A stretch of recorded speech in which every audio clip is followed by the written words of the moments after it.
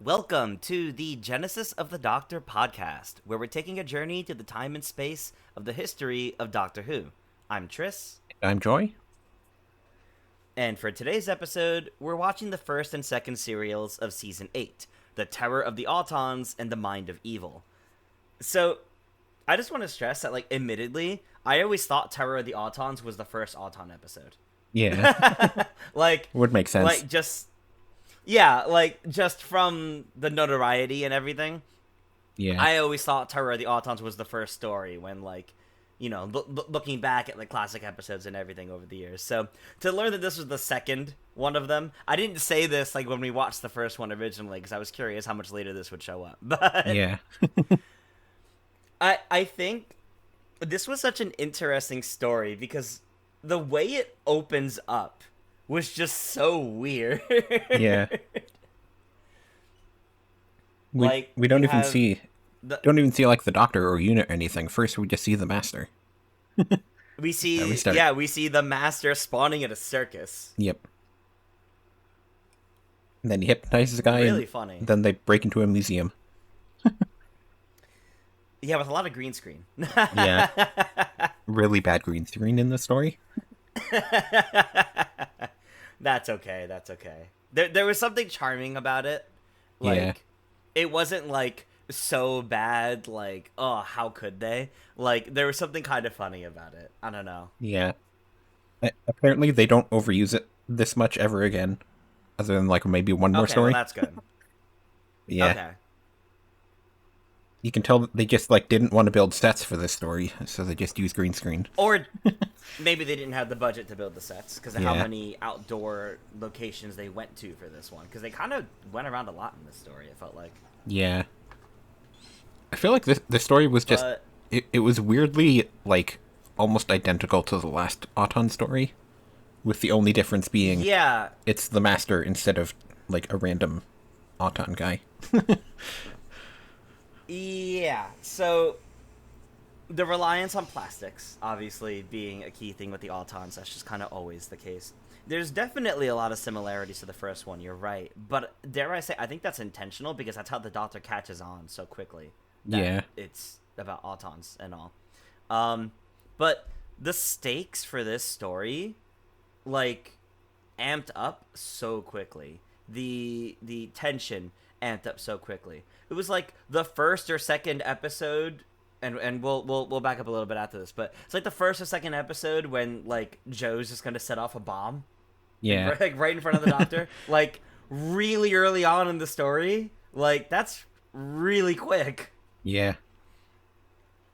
And I like how he just checks out the window and just there's water there, luckily. Yeah, thankfully the lake is nearby, or the reservoir or whatever it is nearby. Thankfully, I guess that water's not too needed, but Yeah. that could have been bad. But I do love how quickly we have the Master coming up with ways to kill the Doctor. Some of it very intricate, the whole plan is to kill the Doctor, and some of it's I mean, what if I just slipped you a bomb? Will that get you? No, Yeah. darn. All right, back to the big plan. It's very cartoon villain, Yeah. but not overly silly, if that makes sense. Yeah. And I love the scene where he's trying to get the Doctor killed by the phone line.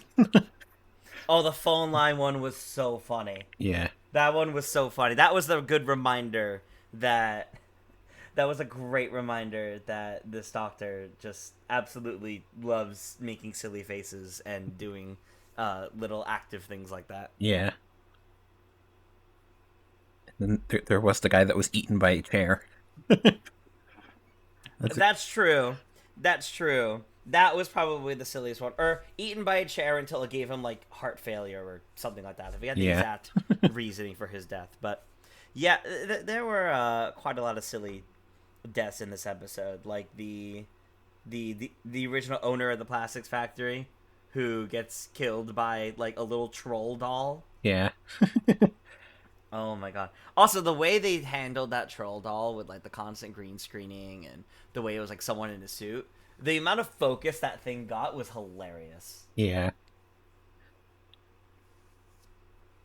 Such an ugly doll too.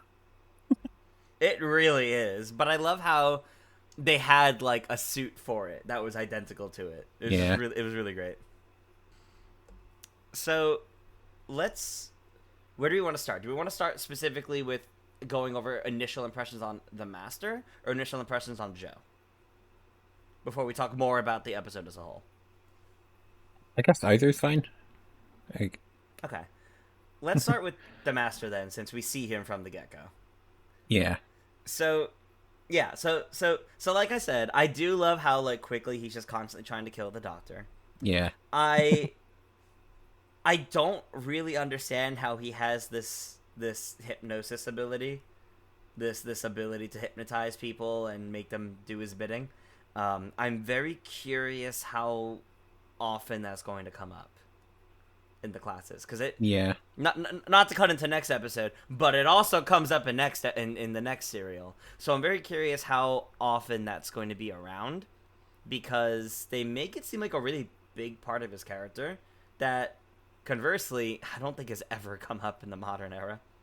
Yeah, not really. Like, there's a bit of psychic stuff with Time Lords and Modern Who, but not that much. Not like this, no. Yeah, I think the And Master, it makes you wonder. the Master in this story feels a bit weird, especially like at the ending where he's just like, "Oh, I didn't think that they wouldn't want to work with me," but like Roger Delgado does a fantastic job in like, I think it's the acting more so that kind of made him an iconic character rather than the writing. Yeah. Yeah, I have to agree, because he really is like a cheesy cartoon villain. Yeah. But his acting is really, really good. Yeah. And I like that they like very quickly established like the Doctor already knows the Master. They've already had like a whole history that we haven't seen yet. You have the Time Yep. Lord show up to tell them about that. Oh god, that Time Lord showing up was so funny. Also, Yeah. Teleports in the middle of the air and it's like, wait, I'm coming. they did their best to make that as funny as possible. Yeah. They put like all the comedy in that scene. That was so good. Like the way it played out, the visuals behind it all. They leaned into the goofiness of it. The way he literally just fucks off right at the end. Yeah. He's just like, nope, good luck. Oh man. I like how they insulted each other's clothes as well. Yeah, no, like they had so much fun with that, and I don't think they had any right making that as funny as it was, because it really wasn't supposed to be that funny. But I felt like they looked at it and went, okay, no, he's floating. Like he just materialized it. No, we gotta go all in with the funny on this, because Yeah. no one's gonna take this that seriously. Yeah, I think the Master, I think the writing's a bit better in the next story, but in this one it's definitely just like, it doesn't really feel like it was written for the Master, maybe. Maybe it was just like the same idea as the previous story.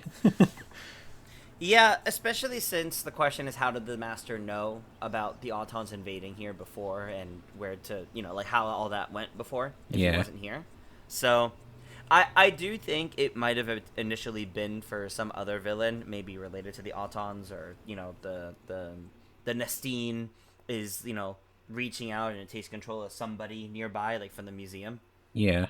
Or it takes control of something in the museum because it's in close proximity. Just something along those lines probably would have fit a little bit better, because everything here with the Autons, I mean, they're definitely like the main villain, but because the Master is really the one behind it all and in charge of it all, even though he betrays him in the end because he realized, like, wait a minute, you're right, Doctor, they won't listen to me. The Autons are very much more of a side aspect to the whole story, because it really is our introduction to the Master first and foremost. Yeah. I think Roger Delgado and John Pertwee really did a good job, like, selling their rivalry with each other. Like, they did a great job there. Especially since, as you mentioned too, that this is meant to be implied as they already know each other, they've already been through this stuff. This is not a budding rivalry. Like, they had to pick up a relationship that had never actually been depicted anywhere else Yeah. before this point. I think that's great. Well, and I liked that he had, like, the miniaturization thing that eventually comes back with the Spy tissue Master. compression. Mm-hmm. Yeah, As the Spy Master even calls it, it's a classic. Yep. Quite literally. But yeah, and then Man. apparently in the novelization at the end, it's the Brigadier is holding the Master at gunpoint to force him to work with them, whereas in this story it's just he just changes sides. I think the gunpoint angle works better. Yeah. It could like clearly he didn't think out his plan in this version. No, he really didn't. He really didn't. There's a lot of little things that when you really look at this, you wonder how much do they actually think the characters actually think this through. Yeah. I guess to move on to Joe though, I found it very weird how like the Doctor just doesn't like her. Well, for this story, he doesn't. Yeah, yeah. At first, he really it just wants Liz. Like Yeah. he really wants like a scientific assistant, not like someone that can like match him and really work with him, not someone to do chores for him. Basically, not someone who can just get some things done around him. But I actually really liked Joe because of how quickly she was doing more than Liz. Because Yeah. Liz realistically only ever really did the science stuff. She never really like actively got involved like the Doctor's companions like we've seen. And Joe very quickly did. I mean like she immediately starts like spying on the Master. Goes poorly, but I mean she does it. Yeah. Breaking out of near death experiences with the Doctor and rescuing him like immediately becoming rather iconic companion in terms of what she's getting done for the Doctor, despite his initial grievances to it, despite how hesitant he was to have her at first. I think she makes a great first impression. Yeah. I definitely think she's a very well done character already. You can tell that And I like how, you can tell this is the sort of dynamic they wanted, whereas they didn't really like the yeah, dynamic with Liz. yeah, yeah, you could tell that like this is really the dynamic they wanted, and it allows the character to breathe and do more instead of simply just be second to the Doctor. Because unfortunately, that's what kept happening with Liz. Where yeah, Liz is a fantastic scientist, but because of who the Doctor is, Liz is like always second to that, and that's kind of who she became written to be. Um, but with Joe, I really do like how early on they like established like why she has a job with Unit, for example, why she's working with them, why the Brigadier uh, kind of signed her off to working with the Doctor, and how well they immediately start working together, despite, the very first couple scenes of them being a little rough around the edges. Yeah. They really like get into the role of working together very well, very quickly, and the Doctor stops questioning it very quickly as well. Yeah. And I think it kind of He helps. trusts her, which is great. I think it helps that we watched the first two stories because obviously in the second story they've known each other a lot longer, so Right. it's a better Right. dynamic between the two of them. Yeah, that's true. That's true. Yeah, I feel like this story, like, I liked the Master in it. I didn't really like the rest of it that much, though, because it's Mm-hmm. just like the Auton story is just like the same thing, more or less, Yeah, and then just I I liked all the suits that they used. I thought the yeah, effects outside of the overuse of green screen, I do think the effects were pretty well done. I think they did a good job visually making the Autons a bit scarier than they did the first time around, yeah, and like the threat of them feeling a bit more prominent. Um, but yeah, I do think the Master was largely the highlight. Like everything with the circus, for example, was so disconnected. yeah. And then they brought back the actor that played Toberman, and he played another strong silent black man. Yep, yep, yep. Same actor as Toberman from uh Tomb of the Cybermen. That's pretty funny. And he had more lines back then than he did this time because he didn't have any this time. Yep. Or didn't have many this time. But yeah. And then it was this, I found it so weird how like they hear about there were 2 deaths at the plastic factory, so they go talk to the widow of the like the CEO, and then when they talk to her, they find out, oh, you were given this toy, this plastic toy, so we're gonna go investigate the toy instead of going to the plastics factory. And like, Yeah, had you gone to the factory, you would have found them. But no, you just yeah, went around. it was a little strange. And then I mean, realistically, they would have found that much faster because, from what the master told Joe to forget, she still could have mentioned where she went because clearly she fell under, you know, she fell under his control at some point. They yeah, could just look at, all right, well, where did she go? Because she was supposed to investigate multiple places. yeah, Clearly, they would be able to trace the route that she went and find it from there. But I guess they wanted to drag it out and raise the stakes a bit more. yeah. I did find it so funny when there was an Auton in the safe, though. That was so funny as like a trap. Like they really wanted to play up some of the silliness, Yeah, but also like leave traps for the doctor. But also, there's twice in both of these stories, once there and once in Mind of Evil. The Brigadier like really almost dies a couple times, like almost gets like a clear shot on him. yeah, It's kind of crazy. very close. And then the ultimate plan was they made plastic daffodils that will shoot plastic over your face. And suffocate you to death. And then it dematerializes afterwards. Yeah. The master invented biodegradable plastic. If only he was good and helped the earth. We could use Yeah, some right. of that. Yeah, really. Very strange plan, to be honest. Yeah. Just because that's only going to affect the people that took the daffodils. Yeah. And like you'd only kill one person and then the second person would like run away from the flower if there were 2 people Yeah, there. exactly. Exactly. So it was, and the fact they didn't really show it happening to anybody else, even though I think it was indicated that it was happening, Yeah. didn't really help. I think it made it feel a bit more disconnected, and it didn't feel as prominent of a danger. Like it didn't feel like the first Auton story where they were roaming the streets shooting people. Yeah. They were trying. This very much felt like an isolated incident. Yeah. A lot easier for a unit to cover it up. Yeah, And then I found it funny that that's true. like, That's at the end they're at a radio tower and like I mean the master and the doctor will be at a radio tower again in the future. If you know That's if you true. know about all the That's true. regenerations, a regeneration happens in one of those. Yeah. It's an iconic location for the pair. Yep. And you did throw guy off of the radio tower this time. And He did. He'll do it to the doctor There- next time.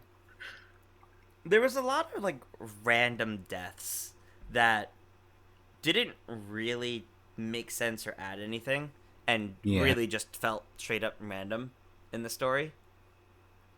Like who the master chose to kill and why, which I guess fits for who the character of the master is, Yeah. but I don't know. And then the doctor does But- take the dematerialization circuit from the master's TARDIS. He does. He does. So Oh god, the way like all that plays out is also so funny. Like the way his TARDIS just still isn't working. He's trying to get the dematerialization circuit, so he steals the master's and gives the master his, and yeah. it's so silly. And this was written by Robert Holmes as well. He also wrote the last Okay. Auton story. And this is the last time we will see Autons until Modern Who as well. Oh, oh, wow. They, Okay. they don't come back. I think Robert Holmes didn't Wow. really like the idea of reusing the same villain, so when he writes more scripts, he doesn't reuse Autons, and then nobody else wants to use them. I see. That's interesting because my impression of their use in Modern Who was that they were more iconic classic villains, but they've only been in 2 stories. Yeah. I feel like that's kind of common, because like in Classic Who, most of them are only out there for like a couple of episodes here and there. It seems like true, it's though. I really guess the Silurians Yeah. aren't in too many either. it's really like only Daleks and Cybermen in Classic Who, and then in Modern Who they just Yeah. bring back whatever they feel like. That's true. Maybe just the impact of the Autons was fairly strong then. Yeah. I think it's mostly just a matter that like in Classic Who, it's mostly it's if that writer comes back and that writer wants to use the monster again, then they do. Otherwise, Yeah. they don't reuse them. Okay. Yeah, that checks out. That checks out. And then just in Modern Who, they're just So like, hey, do you want to just get some money and we'll just use these monsters of yours? And yeah, the authors or their estates just agree because they get money. can't complain then. Yeah. But no, I don't know if I liked this Auton story better than the other one or not, but I do like the Autons as enemies. Yeah. Even though I do think that this story was more of a master story. Yeah. But I do agree with you that I think the master was handled better in the second story, Yeah. being the mind of evil. This was a really fascinating story to me, actually. It was aggravating, but that's kind of the point of it. Yeah. Um, very very cool how it all comes together though. Like the so you have this machine that removes all negative impulses, which okay, so you have a machine that practically lobotomizes somebody. But Yeah. only lobotomizes the bad parts of their brain. Okay, fascinating. Definitely not going to be legal. Yeah. They show it off, and I love the reveal later on that this was invented by the master. Yeah. If they doc. That this wasn't some tech that the master found and commandeered, or this isn't something that some other scientist on Earth invented and the master sought it for his own methods. It turns out all of this was due to him in the first place. Yeah. Although it's also like there's a parasite inside of it trapped there, and that's what's happening, which is Mm-hmm. just kind of funny. Apparently, originally it was supposed to Yeah, just be a machine, and then they went like, well, it's acting like it's alive, so why don't we just say it is? yeah. Mm. It Yep. it does make more sense for it to be something that's alive that turned into or was like turned into part of a machine. I Yeah. think, um, just because I think for it to be a purely just a machine that kind of gains a level of sentience and that level of tech and everything, I feel like there would have they would have needed more with it to be able to do those things. So for it to actually be a living creature that then kind of like takes on all those things, I think actually does help it a little bit. Yeah. It's still a bit silly either way, but the idea of this machine holds all the evil impulses is still so funny from the get go because you just think that's not good. Yeah. If everything evil's in there, what if someone opens that, or what if someone else takes all those evil things? They're gonna be super Yep. evil. Oh man, but yeah, we mentioned earlier on that like from the get go of this episode, you see the Doctor and Joe are much closer, Yeah. and I really like that actually. You can tell that like a while has passed between the two stories. They don't really specify how long, Yeah, but they've definitely known each other for a while at this point. yeah, he definitely trusts her. He trusts her enough to leave her alone and let her handle things, which is good. Yeah. Um, and there's no like questioning of her being his assistant. Like she's good in her own right. She can't do the same exact things as him, but he trusts her and he seeks out protecting her. The threats that he gives her. If you harm even like one hair on her head, kind of thing. Yeah. You can tell that he really cares about her because when he hears that like Yeah. there's been trouble at the prison, he wants to get there immediately. Yep. Yep. And his first thought is this Joe okay? When he hears Yeah. that, And that's good. yeah, That's good. They already have a really good dynamic, and I like how the dynamic plays out through this story.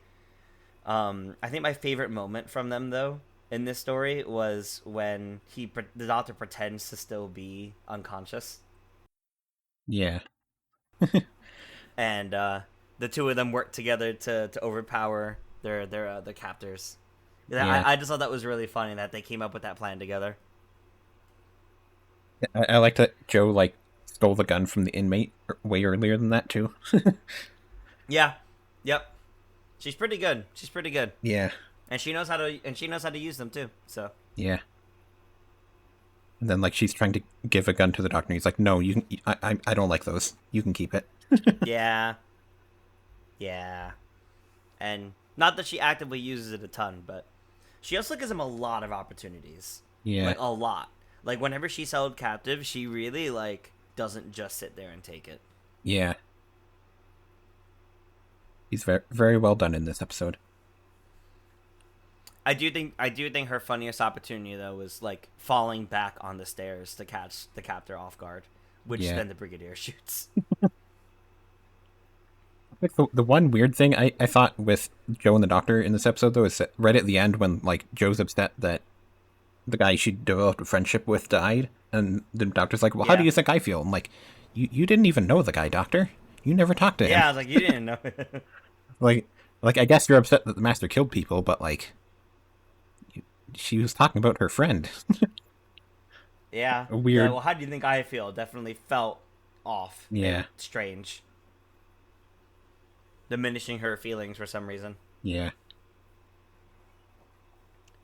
The story definitely has the issue though of like they were told you have 6 episodes, so they just included a subplot that just disappeared after the third episode.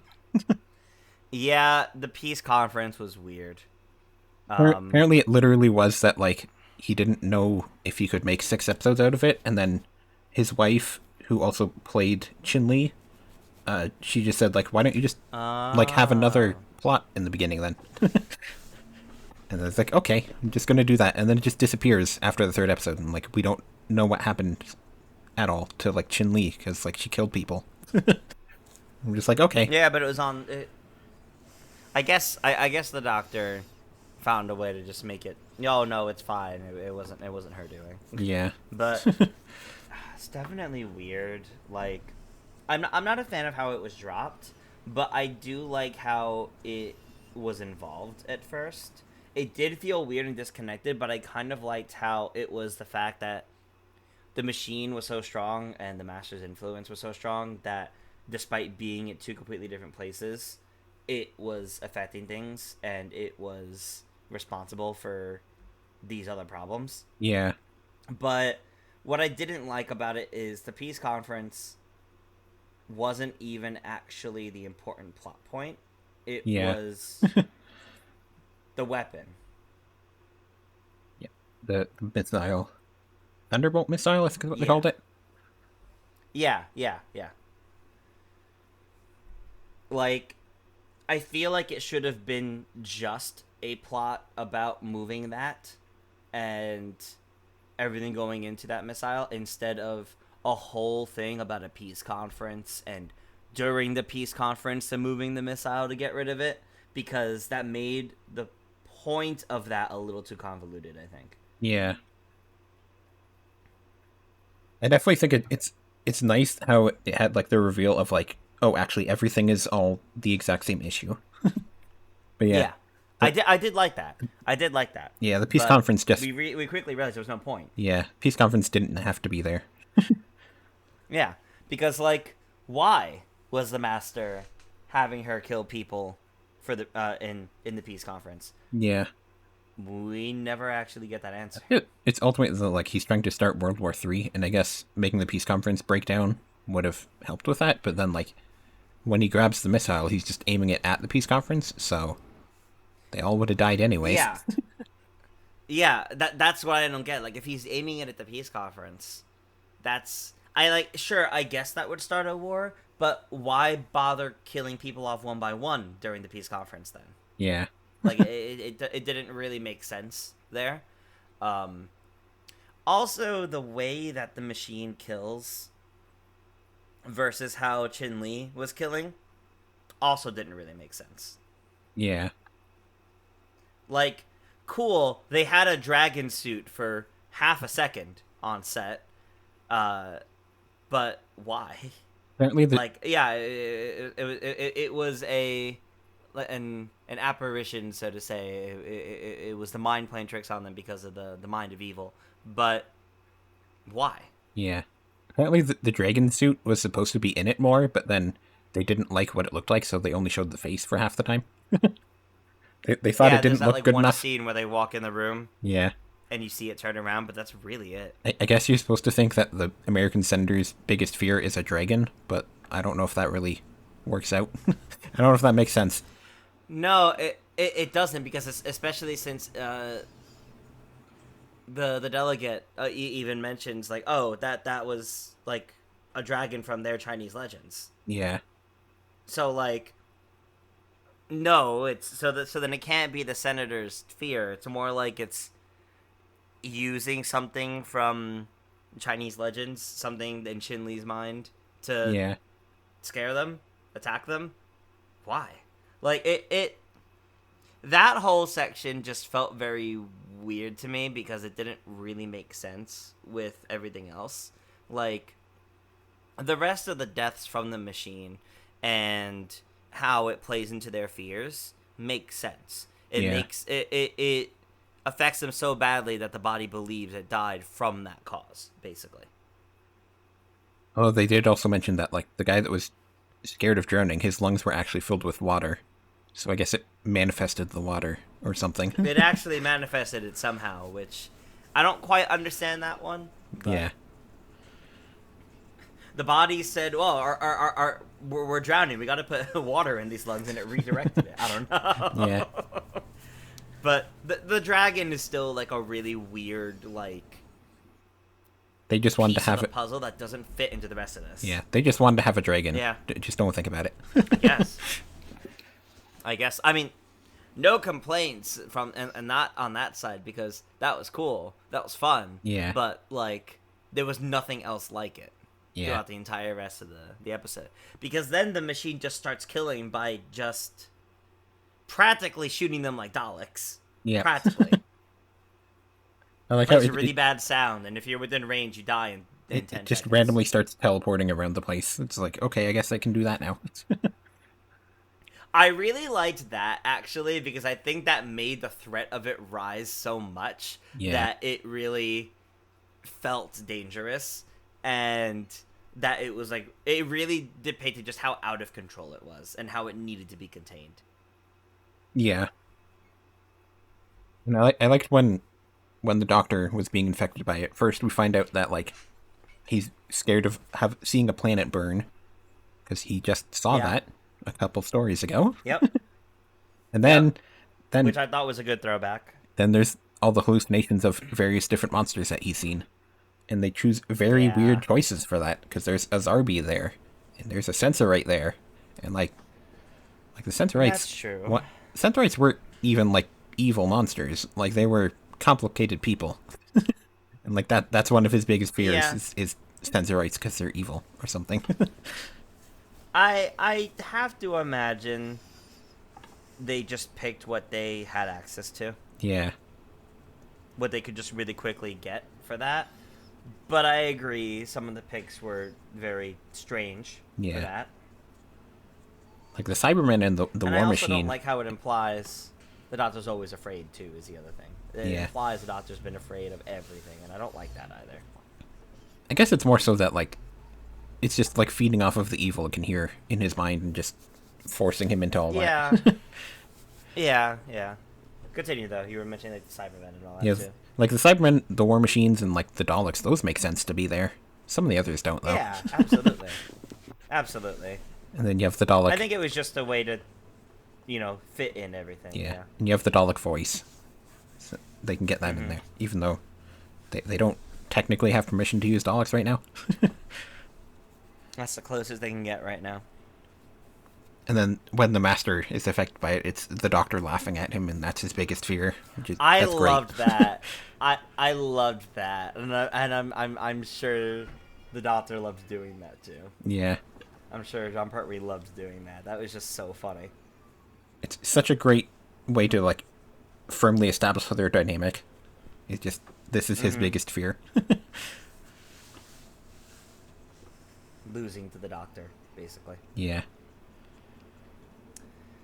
But the end was a little interesting. The end was pretty interesting because that machine is what's used to stop the master. I Yeah. don't really understand why, when stopping the master with the machine is like foaming. It's like I don't really understand what was happening with the machine, but it was like oozing, and I Yeah. don't. What was going on there? Guess maybe it was feeding too much. There's too much evil in the master. I, I guess it's a feast. Um, but then they blow everything up, which I feel like isn't that still bad Yeah. because the missile had nerve gas in it, so you don't want to blow that up because that it's part of the problem. Yeah. I guess since it's like isolated enough, it would be okay. But yeah, it's definitely a bit weird. Yeah, yeah. So that was strange. I imagine what they tried to depict there was also the machine was part of the explosion, so the mind of evil is now also gone. Yeah. But the master gets his dematerialization circuit back. Yeah. I did also like the exchange that the doctor and master had, where the doctor's like, "I couldn't bring Bessie," and the doctor's like, "What's Bessie?" So the doctor mimes the steering wheel, Pantomime steering and wheel, then yeah. and then moments later, the master mocks him and saying like, "My missile," and mimes the steering wheel. That felt ad libbed. That Yeah. felt improv. So, something about that exchange. Yeah. But you're the one who tends to know the behind the scenes, so you might be able to answer that. Yeah. I'm not too sure about that. Oh, I would love to know if that was scripted or not. I do know though that this is Katie Manning's favorite episode. She really liked this one. Oh, really? Well, she got to do a lot, so. And this was also written by Don Houghton, who was the writer of Inferno. He came after Oh, this. which is why we got the reference to Inferno. Yeah. Okay. And also, they actually used a real missile. It wasn't primed or anything, but they were loaned a real missile from the air defense. Okay, that's actually kind of cool. And then some of the Master's minions were played by real troops because they didn't want to just let them have a missile without supervision. So yeah, they gave them troops as well. That checks out. That checks out. So some of the guys in the prison were. I think it was when they stole like, the missile. It was those okay. were the troops. I think like when they were on sets, they were not the troops because they didn't have to bring them there. Yeah. But it was like the location shooting. I think had troops. Oh, okay. I see. I see. How did you feel about the all the inmates in the prison? Can't really say I had strong feelings on most of them. Yeah, that's exactly how I feel, and I have written here that I feel like they tried to get us to care about more of them, either as villains or as people, Yeah, but not enough. yeah. They all kind of just become like the Master's minions, and you're just like, okay, so I guess we're focusing on the Master then. Yeah, they reminded me a lot of the villains from I can't remember the name of the episode now because that's always the thing I'm bad with. From last season where you had the ambassadors of death. Yeah, They reminded me a lot of the villains from that where they're just random bad guys following orders Yeah. or like just being evil. They're not explicitly doing much. That's Yeah. kind of what this felt like. pretty much. And it's also just a bit weird how like they take over the prison and then they get stopped and then they do it again. But the second time they're under the Master's And then- orders. Yeah, and I guess they killed everyone when they did that. Yeah, I guess. Because everyone else just disappeared. Yeah, Like the governor, for example. Like, everyone just disappeared. And I imagine that means, yeah, they must have all been killed. yeah, probably. It would have been a bit interesting if they had like tried done like getting the Doctor to turn them against the Master because the Master's just telling them to stay in the prison. But It did feel like they wanted to go that route, but Yeah. they didn't. I guess they just didn't have time to try to do that. Because the doctor was even like, oh, he's just using you. Yeah. And they're just like, okay, well, we're just using him. It's like, oh, well, that's it? Okay. Yeah. Oh, and We're not going to go further than that? I do know that when like the doctor and the master were talking in the prison, then he like tips over the desk. The master wasn't supposed to slip on the water, but they decided to keep that in because Oh. it was just like it made sense that like that's how the doctor got away. Yeah. I see. And that was just a bit of funny moment there. There was a lot of little funny moments, but I do think despite a lot of the disconnects, I think I liked this story better than Terror of the Autons. Yeah. I think it came together as a whole a bit better, especially for all of the cast. I think their performances are really good, and the role that it was for the Doctor, for Joe, for the Master, even the Brigadier, I think was all really good for them. Yeah. I did also like when the brigadier passes out on the desk and just sleeping. And then the doctor's like, that was also funny. wake up. We have to do stuff. Yeah. Also, the second time the Brigadier nearly gets killed, where he's using the megaphone and he's addressing the inmates that took over the prison, and they shoot the megaphone out of his hand. Yeah. Which was honestly really funny and unexpected. But I saw that and was like, whoa, he almost died again. Yep. Like, sure, like almost every episode, every story he's in has some sort of shootout scene, but like those feel like the only times he's come like legitimately close to death. Yeah. And they almost got him. I did also like there was a scene where like the doctor and Joe were playing checkers, and then they shush the master so they can that finish was their great. game. And then Joe That was wins great. because the doctor just set her up for just getting all of his checkers out at once. Yeah, that was really funny and really well done, I think. The doctor may be a genius, I but think he he doesn't know how to play checkers. No, exactly. I think it set up a lot like of like little things for their dynamics too, where like the Doctor may be a genius, but that doesn't mean like he's perfect at everything. Yeah. And I loved that for them, actually. I think Yeah. that was a great little interaction that goes a long way in actually like really telling us something about their characters. Yeah. Definitely think I liked this story a lot more in Terror of the Autons. Mm-hmm. I think I enjoyed Terror of the Autons, but I liked this one, if that makes sense. I think Terror of the Autons would be better if we didn't just have an Auton story that's basically the exact same premise. Yeah. Yeah. Like, if it wasn't the second time they did this exact story, I probably would like it more, but it is the second time they've done it, and the other one was just a year ago. Yep, and they were definitely trying to one-up it with deadly plastic. Yeah. And that's really it. You know, why was Praxeus not an Auton story? Now that I think about it. From Yeah. the modern era, I was like, wait a minute. We keep talking about plastics. We had a whole episode about plastic, and it wasn't an Auton story. Yeah. That was subverting expectations.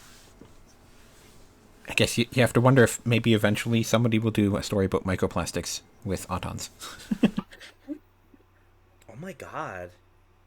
Wait, that's like actually kind of perfect though. Yeah. Because everybody has microplastics in them, as Graham was shot to learn. So what if you have the Nestine start controlling people, but it's Yeah. not like mind control; it's like physical control. Like they don't like because the microplastics aren't like embedded in the brain. Well, I guess maybe they are. Who knows? But Yeah. like it's like blood bending in Avatar. Like physically controlling people, but their minds are still free. They don't know what's going on. They have to physically try to fight it. Oh, that could be such a cool idea. Yeah. Maybe Big Finish has RTD, done that. if Who you're knows? listening. Maybe it was a Big Finish story like that. I don't know. I'm sure there's a lot of Big Finish stories with the Autons. Yeah. But no, Terror of the Autons, fun story. But I do, yeah, I agree. I think despite the flaws and disconnect, I do think Mind of Evil overall was better. Yeah. Oh, and there was also that scene where, like, we have like evil music, and then we zoom in on the master in the car, and then you find out that the evil music was coming from his radio, and I love that. 'Cause he turns off the radio, and then the music stops, and like that's great. That's so well done and perfect characterization. Yeah. That's a I'm evil and I know it and I take pride in it kind of thing. Yeah. And that's so good. Like that's the kind of thing I mean when I say like he's a cartoon villain. Yeah. But that's not a bad thing. Like he is absolutely like the cartoon villain with the Waluigi mustache and the Yeah. kind of thing you'd have as he like pops up behind the shrubs kind of thing. Like that's the kind of character he is in this. And I think he's done so well for it. Yeah. He makes a strong impression very quickly. Mm-hmm.